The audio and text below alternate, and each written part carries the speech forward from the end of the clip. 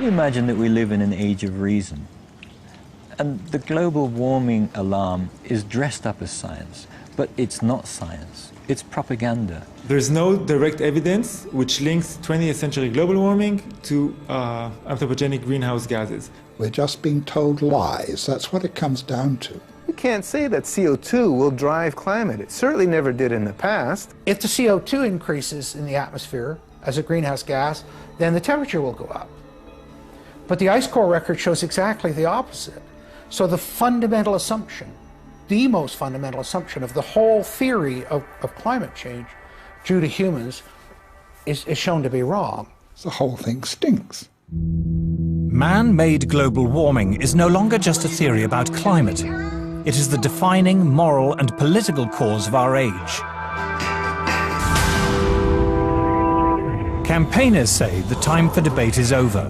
Any criticism, no matter how scientifically rigorous, is illegitimate, even worse, dangerous. But in this film, it will be shown that the Earth's climate is always changing, that there is nothing unusual about the current temperature, and that the scientific evidence does not support the notion that climate is driven by carbon dioxide, man-made or otherwise. Everywhere you are told that man-made climate change is proved beyond doubt, but you are being told lies.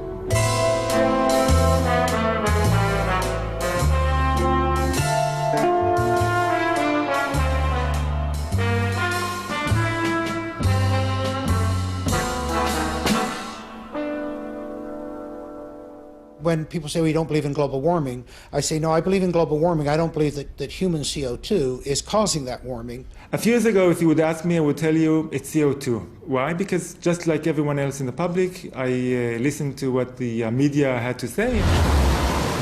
Each day, the news reports grow more fantastically apocalyptic. Politicians no longer dare to express any doubt about climate change. There is such intolerance of any dissenting voice. Are some of the worst climate criminals on the planet. This is the most politically incorrect thing possible, is to doubt this climate change orthodoxy. Global warming has gone beyond politics. It is a new kind of morality.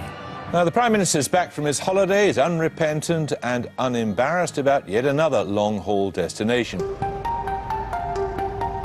Yet, as the frenzy over man-made global warming grows shriller, many senior climate scientists say the actual scientific basis for the theory is crumbling. There were periods, for example, in Earth's history when we had 3 times as much CO2 as we have today, or periods when we had 10 times as much CO2 as we have today. And if CO2 has a large effect on climate, then you should see it in the temperature reconstruction. If we look at climate through the geological time frame, we would never suspect CO2 as a major climate driver. None of the major climate changes in the last 1,000 years can be explained by CO2. We can't say that CO2 will drive climate. It certainly never did in the past. I've often heard it said that there is a consensus of thousands of scientists on the global warming issue and that humans are causing a catastrophic change to the climate system. Well, I am one scientist, and there are many that simply think that is not true.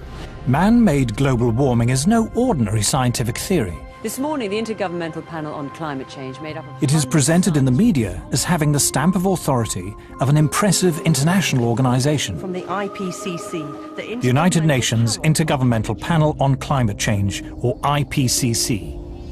The IPCC, like any UN body, is political.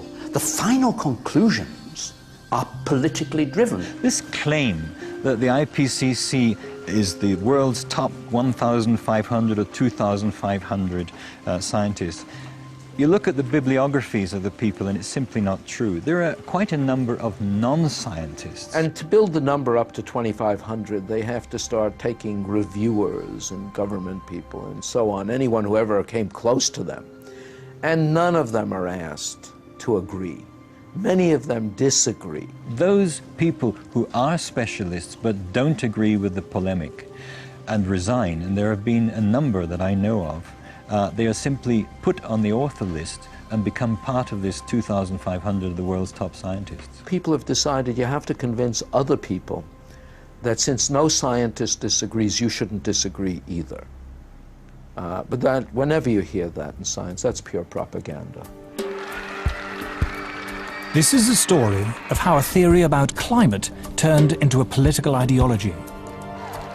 See, I don't even like to call it the environmental movement anymore, because really it is a political activist movement, and they have become hugely influential at a global level.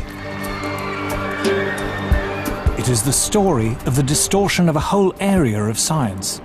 Climate scientists need there to be a problem in order to get funding. We have a vested interest in creating panic, because then money will flow to climate science. There's one thing you shouldn't say, and that is, this might not be a problem.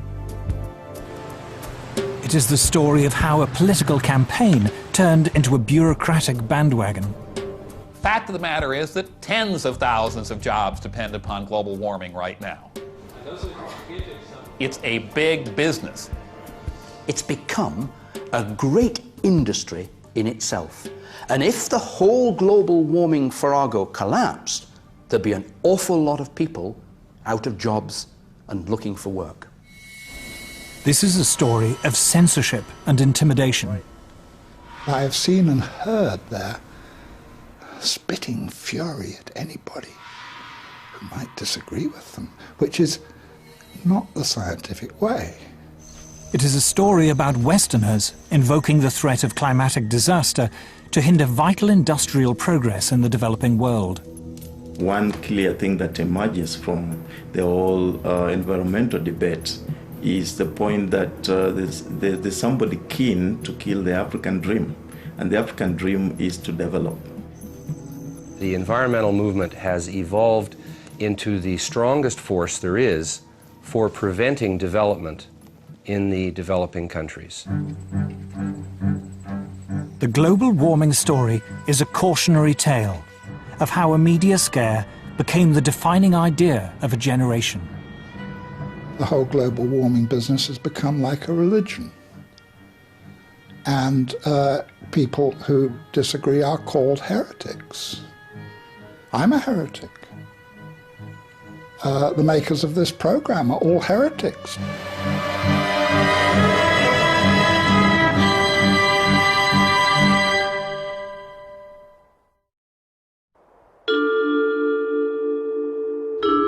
In 2005, a House of Lords inquiry was set up to examine the scientific evidence of man-made global warming. A leading figure in that inquiry was Lord Lawson of Blaby, who, as Chancellor of the Exchequer in the 1980s, was the first politician to commit government money to global warming research.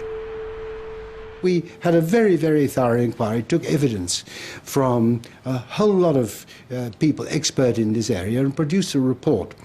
What surprised me was to discover how weak and uncertain the science was. In fact, there are more and more thoughtful people, some of them a little bit frightened to come out in the open, but who quietly, privately, and some of them publicly, are saying, hang on, wait a minute, this simply doesn't add up. We are told that the Earth's climate is changing. But the Earth's climate is always changing. In Earth's long history, there have been countless periods when it was much warmer and much cooler than it is today, when much of the world was covered by tropical forests, or else vast ice sheets. The climate has always changed, and changed without any help from us humans. We can trace the present warming trend back at least 200 years, to the end of a very cold period in Earth's history. This cold spell is known to climatologists as the Little Ice Age.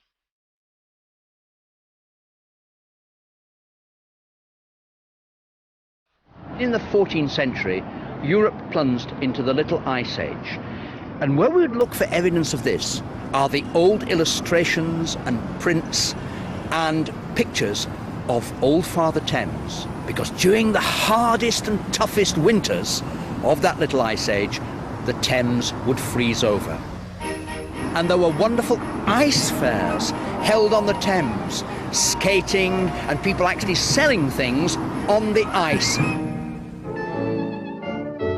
If we we look back further in time, before the Little Ice Age, we find a balmy golden era when temperatures were higher than they are today, a time known to climatologists as the medieval warm period.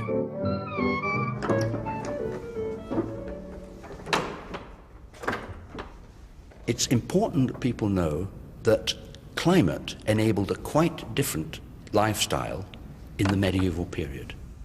We have this view today that warming